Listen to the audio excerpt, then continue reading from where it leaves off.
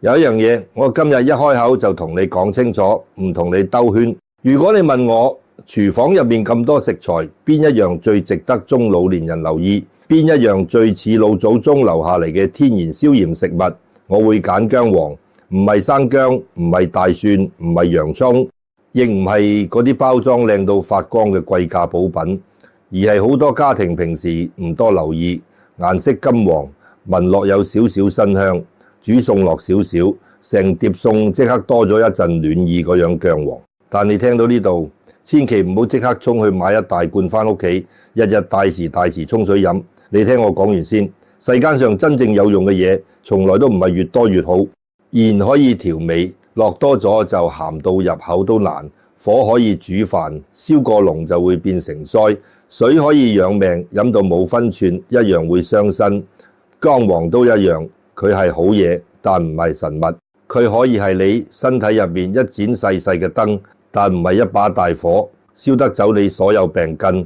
而家好多人講炎症，講到好似好遠，好似一定要去到醫院睇住張報告先見到呢兩個字。其實唔係，你朝早起身，手指關節硬晒，握拳都覺得緊。你食少少熱氣嘢，第二日牙肉即刻數。喉嚨即刻乾，你夜晚明明瞓咗7-8個鐘，第二朝起身都仲係周身攰。你個人冇乜大病，但成日呢度痛嗰度筍，皮膚又痕，肚又震，口又苦，火氣一上嚟，連屋企人同你講多兩句，你都覺得煩。呢啲好多時唔係一句老咗就可以解釋晒。人嘅身體好似一間屋，屋企有個角落長期潮濕，牆身就會發霉。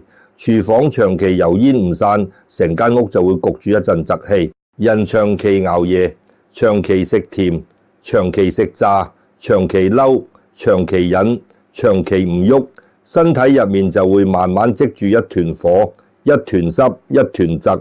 你眼睇未必睇得見，但佢日日喺度耗你，耗到你精神差，耗到你脾氣急，耗到你傷口好得慢，耗到你一到落雨天就周身唔自在。所以我成日同啲學生講，所謂消炎唔好諗到淨係食藥止痛壓住症狀咁簡單。身體入面有炎，好多時就係身體喺度同你講，喂，你而家咁樣生活，我已經頂得好辛苦，你唔好再日日夜瞓，唔好再晚晚食宵夜，唔好再一口氣飲幾杯凍飲，唔好再將啲委屈怨氣怒火全部塞晒入心口。咁點解我今日偏偏講薑黃？因為薑黃好特別。佢唔係寒涼到一食落去就好似一盆凍水淋落身，亦唔係大補到一食就令人燥熱上火。佢嘅性格好似一位有分寸嘅老朋友，唔急唔躁唔搶。佢唔係一下子衝入你身體入面同你打仗，而係慢慢幫你推一推，行一行，散一散。用中醫嘅講法，薑黃有行氣活血、通絡止痛嘅意思。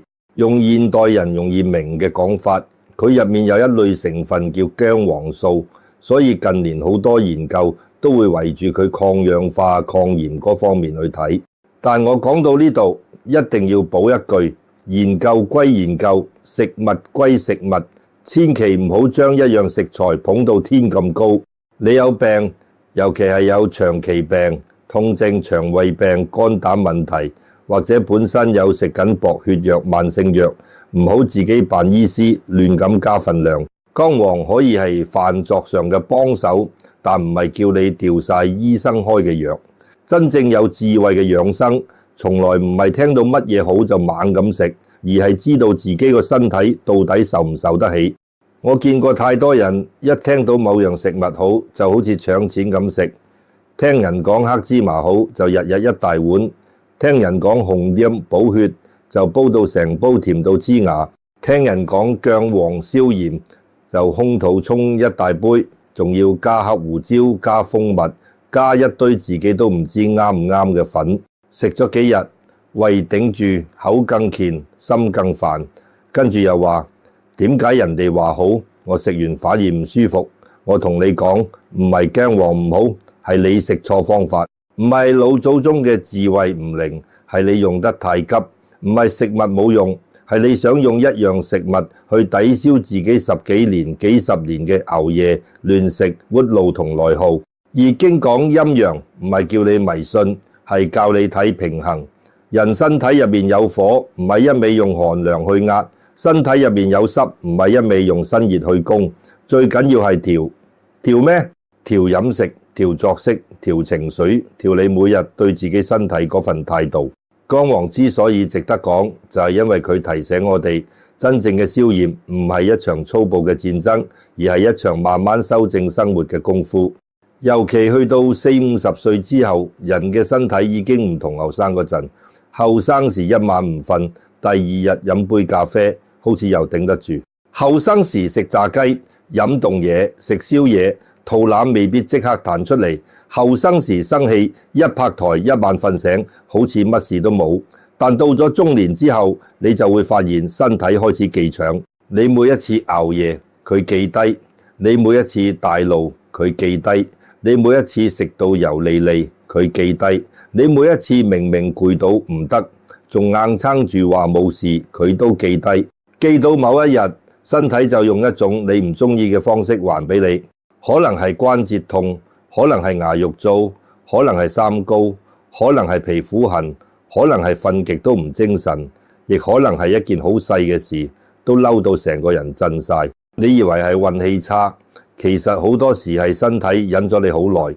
所以我今日講姜黃，唔係想你迷信姜黃，而係想你從姜黃開始，重新學識一件事，對身體好，要細水長流。你可以煮菜嗰陣落少少，煲湯嗰陣落少少，煮飯或者炒蛋嗰陣落少少，唔需要多，唔需要日日堆到成匙粉咁誇張。尤其脾胃弱，成日胃酸胃轉，食少少刺激嘢就唔舒服嘅人，更加要慢慢試，唔好一嚟就重手。老人家更加係咁，唔好聽完人講消炎就當補藥咁食。食物養人，靠嘅唔係猛，係穩，唔係快，係搶。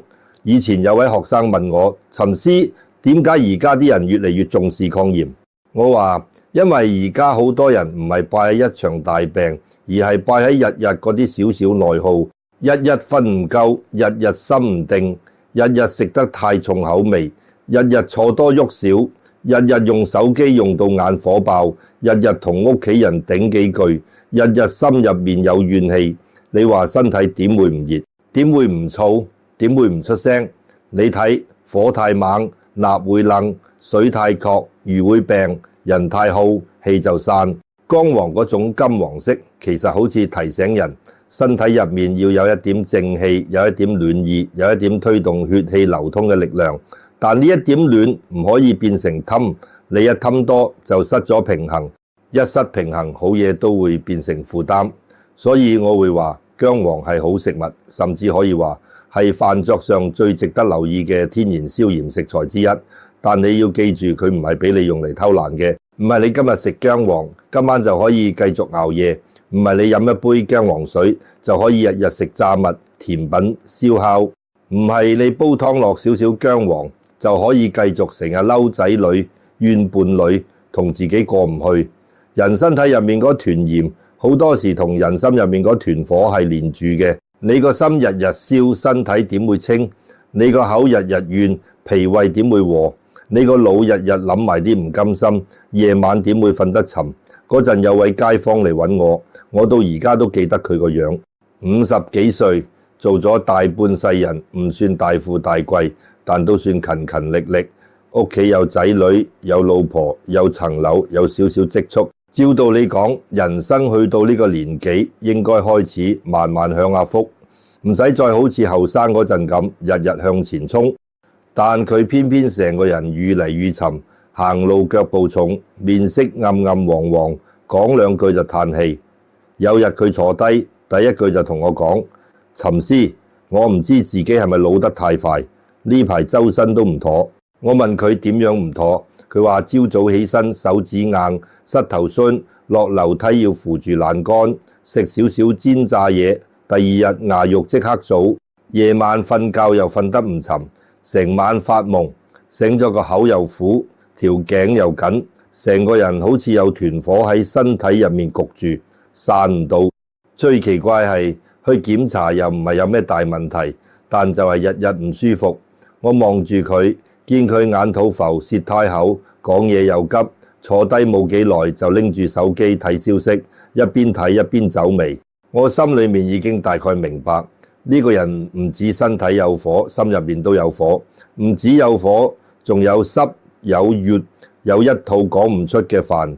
但佢仲未等我開口，就自己講落去。佢話我最近聽人講，有一樣食物係天然消炎黃，叫薑黃。人哋話每日食少少，身體入面嗰啲鹽會慢慢落，關節會舒服啲，牙肉冇咁數，連精神都會好返。我聽到之後即刻去買咗一大包薑黃粉返屋企。最初我都好有信心，心諗終於揾到救命草。我問佢：你點食？佢有啲誤解咁笑咗笑，話初初我一日一茶匙，用熱水沖，飲咗2日好似冇乜感覺。我就諗可能份量太少，跟住我加到1大匙，朝早空肚飲1次，夜晚瞓前又飲1次。後來又喺網上睇到人話加黑胡椒會吸收好啲，我又加黑胡椒。又有人話加蜂蜜順口啲，我又加蜂蜜。又有人話加檸檬排毒，我又加檸檬。飲到成杯嘢黃黃辣辣酸酸甜甜，自己都唔知飲緊乜。我聽到呢度已經忍唔住輕輕搖頭。我話你呢杯唔係養生，係開戰。你唔係請薑黃入屋幫手，你係拉埋一班兵馬入嚟，身體入面亂衝。佢聽完愣咗一愣，問我：咁唔係話薑黃消炎咩？消炎唔係要快啲咩？我咁食唔係更加有效咩？我同佢講：世間上最害人嘅就係更加有效呢4個字。你以為多1倍就好1倍，快1倍就靈1倍，猛1倍就清得乾淨1倍。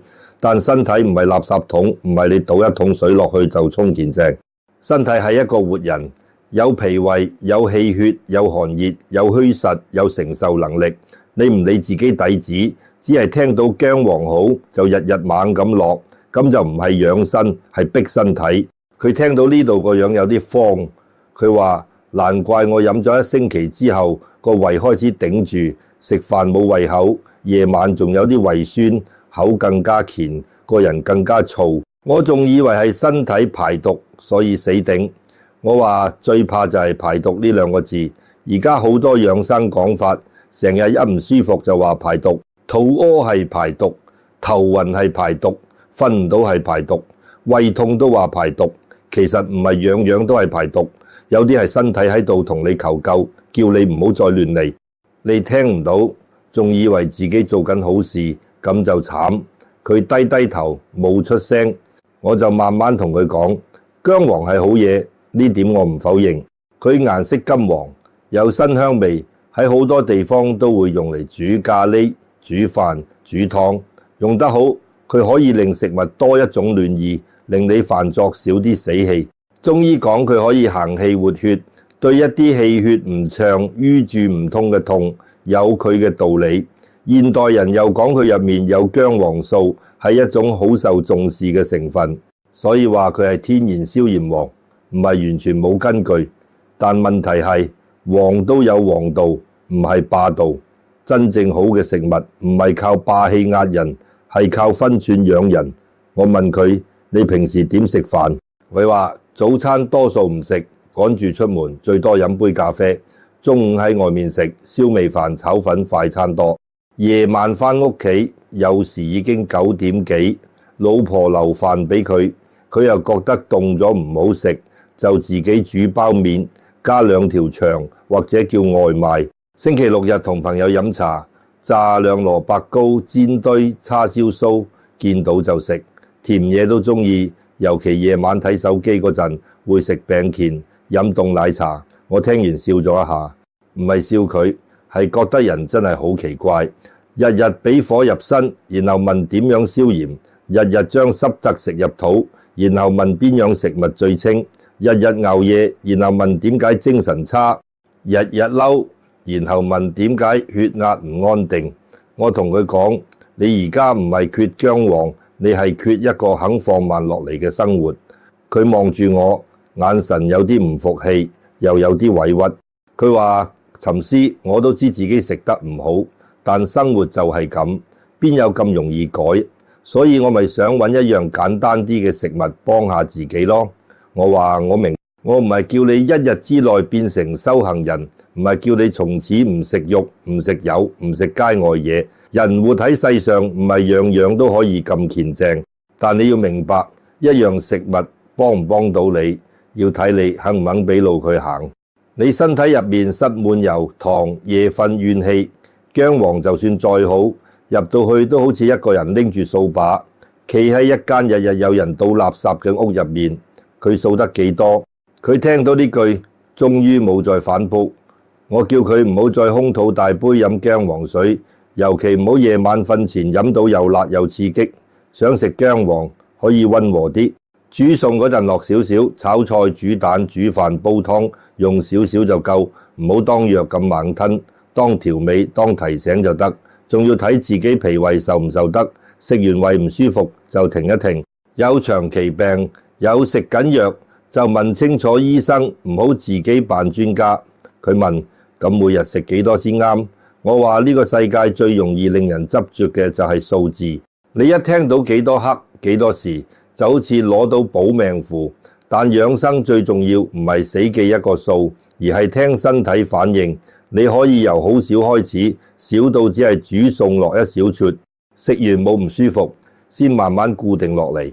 唔好一開始就追求效果，越追越急，越急越亂。我仲同佢講，你想靠薑黃幫你減少身體內耗，最少要配合3件事。第一，甜嘢要減，糖入身最容易令人黏黏滯滯，精神一時興奮，過後更加攰。好多中年人唔覺得自己食好多糖，但奶茶、餅乾、蛋糕、甜冬、汽水加埋其實唔少。你日日用甜嘢安慰自己，身體就日日幫你承受代價。第二，炸嘢要少，炸物香口，但最易惹火。你牙肉燥、喉嚨乾、皮膚痕、肚腩盡，仲日日食煎炸，咁就好似屋企已經熱到焗，仲要開多個火爐。薑黃再好都唔係用嚟幫你收拾炸物嘅爛攤子。第三，夜瞓要改，呢個最難但最要命。人夜晚唔瞓，身體就冇時間修復。你成日講消炎，其實你每一晚早啲瞓就已經係幫自己身體降一分火。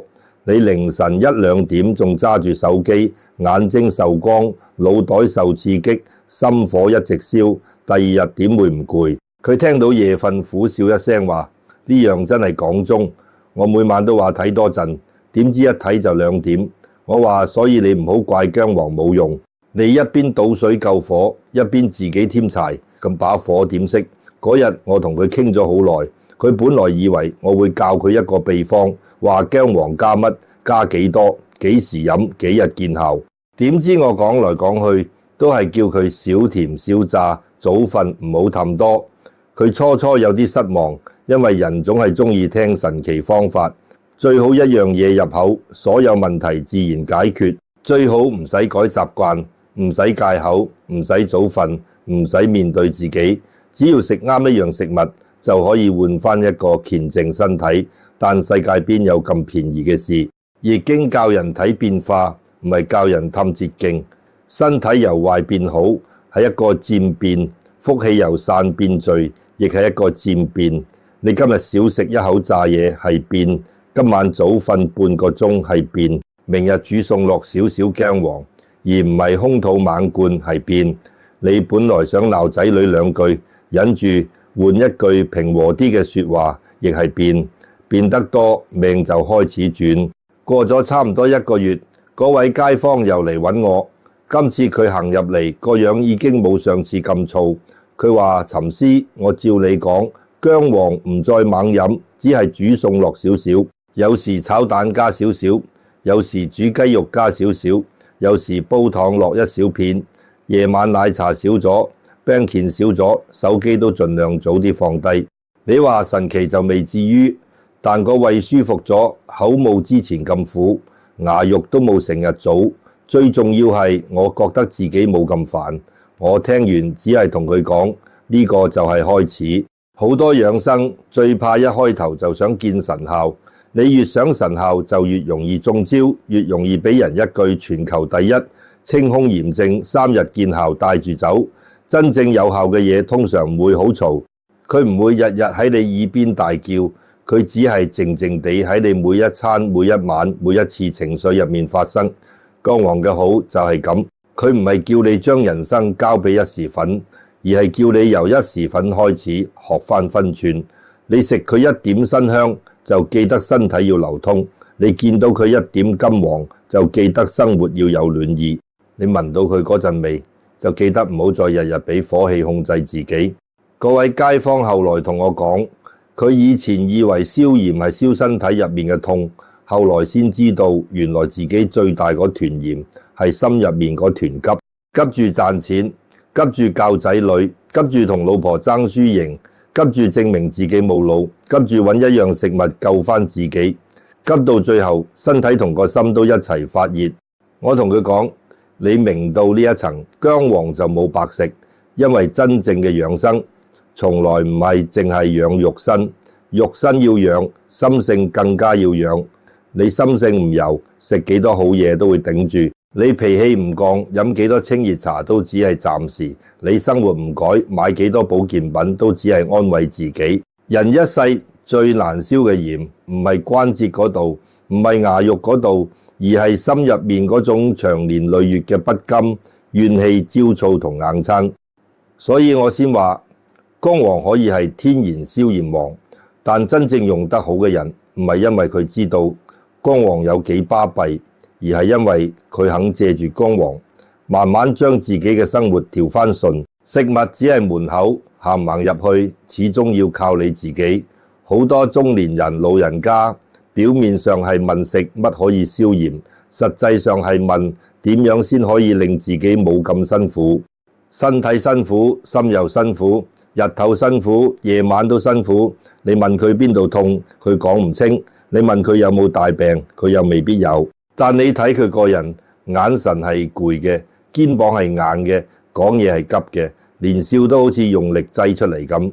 呢種人身體入面好多時有一團炎，心入面亦有一團炎。所以我今日講姜黃，講到最後唔係淨係想你記住一個名，唔係淨係想你知道原來姜黃係一種好值得留意嘅天然消炎食物。我更加想你明白，食物只係一個入口，真正令身體慢慢安定落嚟嘅，係你肯唔肯由一日三餐、一晚睡眠、一句說話、一個念頭開始，慢慢少啲內耗。你諗下，一個人如果日日食炸嘢，日日飲甜嘢，日日夜瞓，日日生氣，日日同屋企人鬥硬頸，日日心裏面記住邊個對唔住自己，咁佢就算食姜黃食得幾好，身體都好難真正清爽，因為你一邊想消炎，一邊又不斷點火，好似屋企住火，你一隻手拎住水喉，一隻手仲喺度添柴，你話把火點會熄？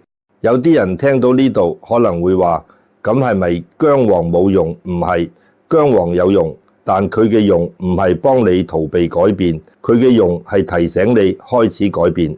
你每日煮飯落少少姜黃，見到碟餸染上一點金黃，你就提醒自己今日少食一口炸嘢。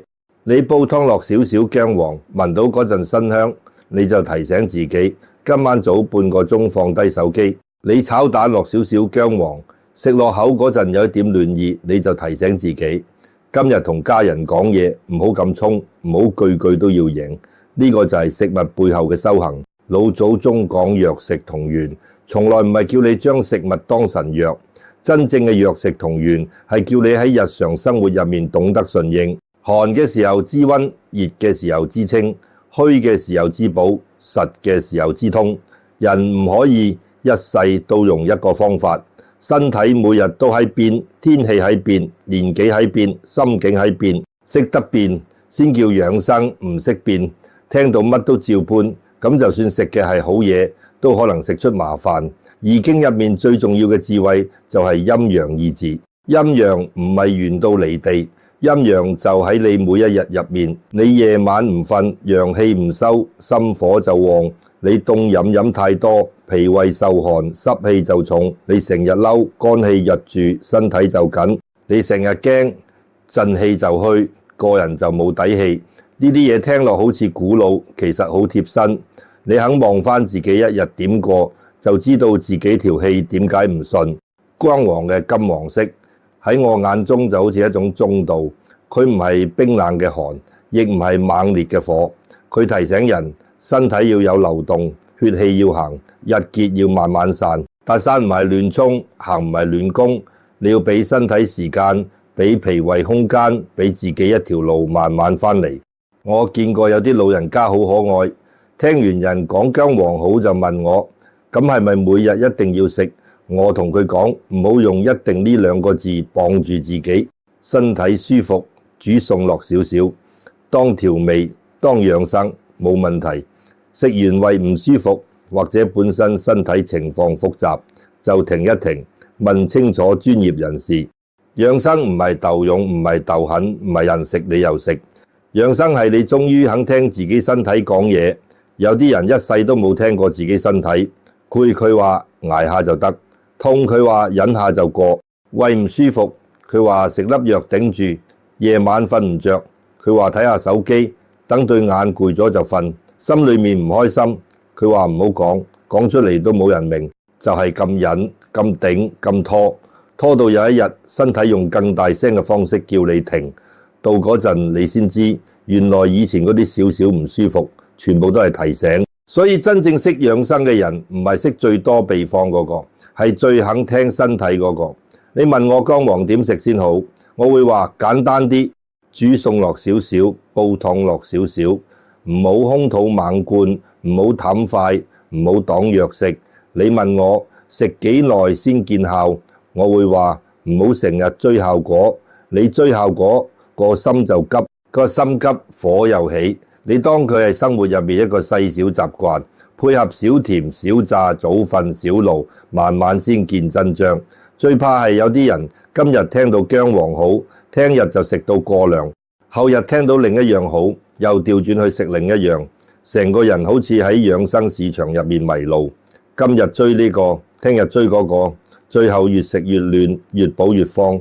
其實身體唔中意你咁花心，身體要嘅唔係你日日俾驚喜，係你日日俾穩定。一日三餐穩定啲，情緒穩定啲，睡眠穩定啲，步伐穩定啲，你肯穩，身體先肯慢慢順返你。